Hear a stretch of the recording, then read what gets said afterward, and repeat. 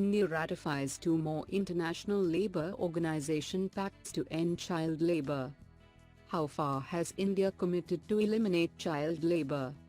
What are the provisions of the ratified ILO pacts? What is its significance?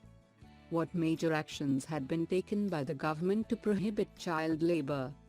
GS Paper 1, Salient Features of Indian Society, Child Labour.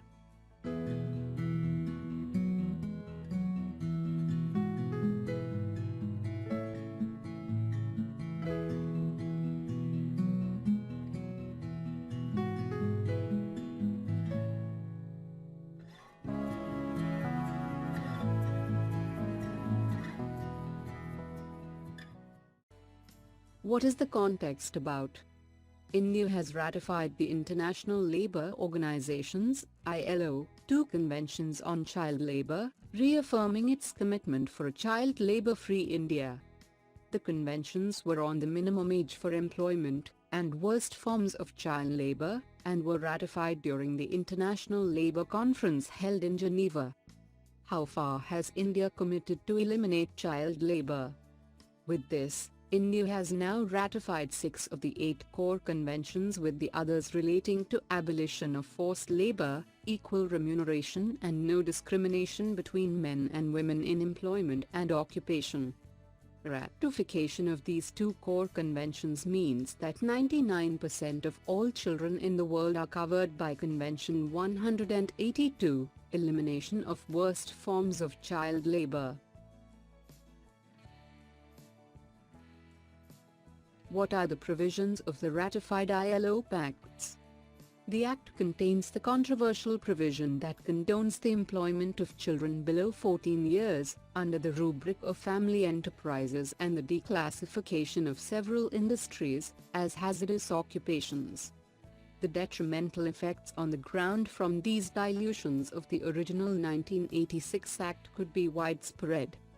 With roughly 90% of the workforce continuing to remain outside the ambit of the organized sector, protecting vulnerable children from exploitation is difficult. The rules notified by the Ministry of Labour and Employment for the enforcement of the 2016 amendment include some small concessions. Under these stipulations, children may work in domestic enterprises only for 3 hours after school, and not between 7 p.m. and 8 a.m. These restrictions are intended to ensure attendance at school. What is its significance? With the ratification, India would join majority of countries that have adopted the legislation to prohibit and place severe restrictions on the employment and work of children. The ILO treaties are about the minimum age at which a person may begin work and the hazardous industries where she may not.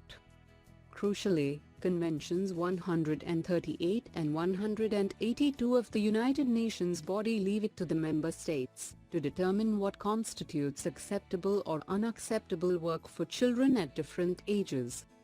Such flexibility has given the Indian government wiggle room in adopting the international standards in question, even though the 2016 legislation falls several notches below a comprehensive prohibition of child labour. What major actions had been taken by the government to prohibit child labour? Amendment in the Child Labour, Prohibition and Regulation Act 1986 has come into effect from 1st of September 2016. It brought complete ban on child labour up to 14 years.